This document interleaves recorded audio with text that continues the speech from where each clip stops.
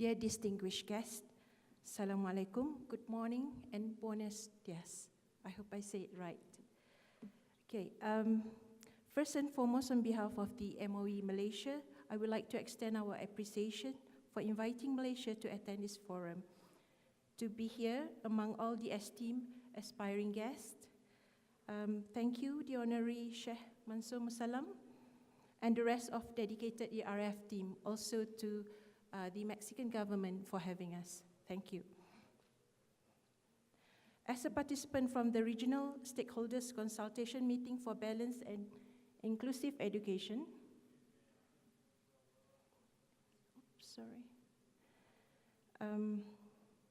held in Thailand on the 5th to 6th July 2017, I am here to present to you the outcome and policy recommendation from the meeting. This meeting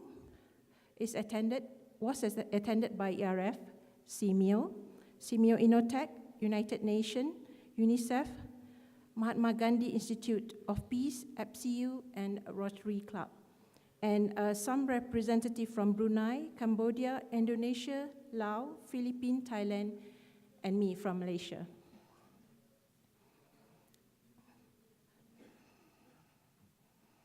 So before I proceed, allow me to inform you that ERF 4 pillars, which is intraculturalism, transdisciplinarity, dialectism, and contextuality, is already aligned with CMIO 7 priority areas, which is to promote universal early childhood care and education, address barriers to inclusion, ensure resilience in the face of emergence, promote technical vocational education, revitalize teacher education, and harmonize higher education and research.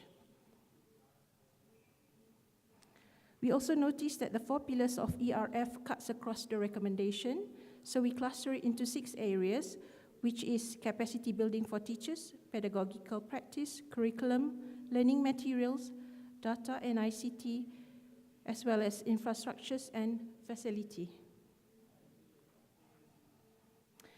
For the teachers' capacity building, we recommend that teachers need to be trained to adopt to integrated approach, and also to advocate BIE across levels to support capacity building activities, establish working discussion groups in accordance with action plans, use ICT to support teacher training, build capacity of mobile teachers in leading adult learners, the disabled, and other disadvantaged people.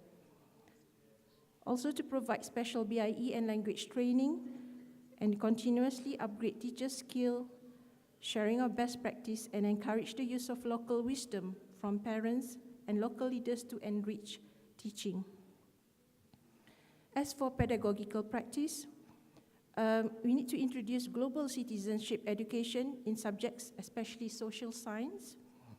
Apparently in July this year, the Asia-Pacific region were invited for training incorporating GSAT elements in education, me included, and much work has been planned, including mapping out the current curriculum with GSAT elements. Thank you, FCU. I think FCU is here, right?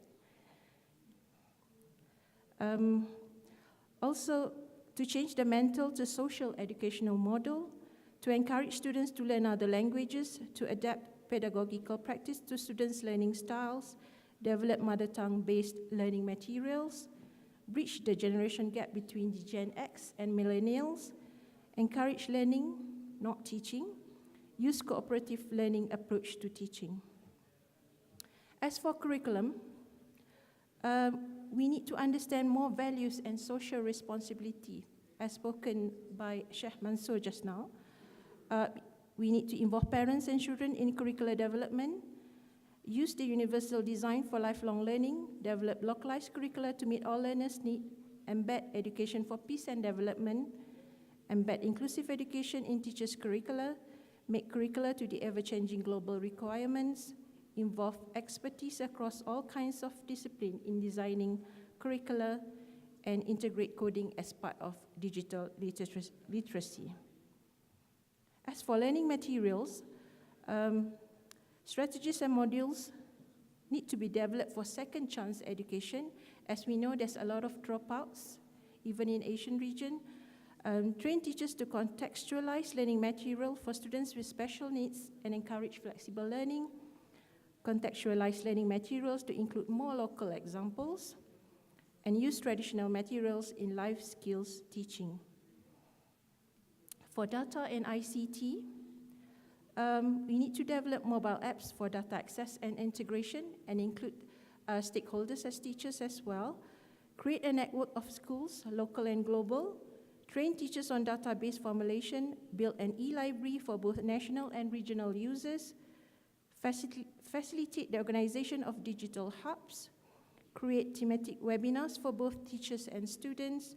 Establish special schools with BIE resources. Improve data collection, disaggregation, and analysis.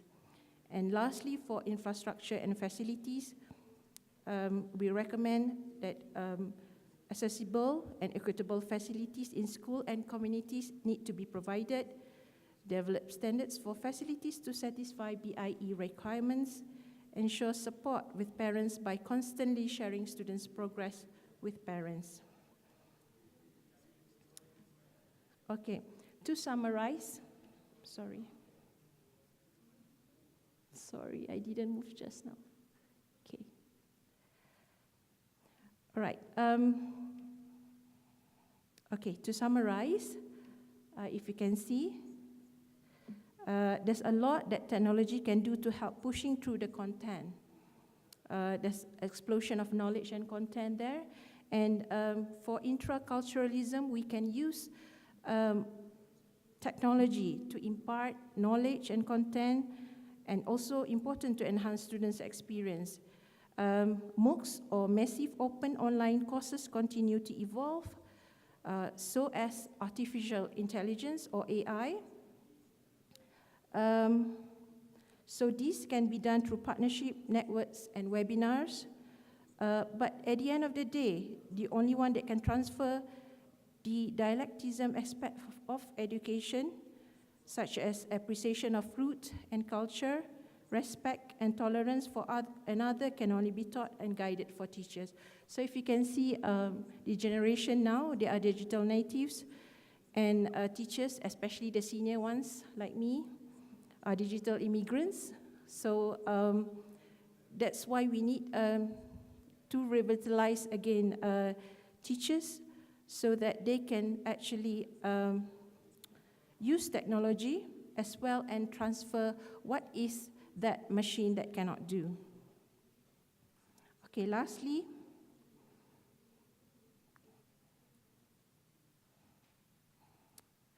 all right, if you can see SDG goals and GSEC, ICT, coding, local culture, webinars, everything that we discuss in the stakeholders meeting, and ERF 4 pillars is in between and encapsulate everything there.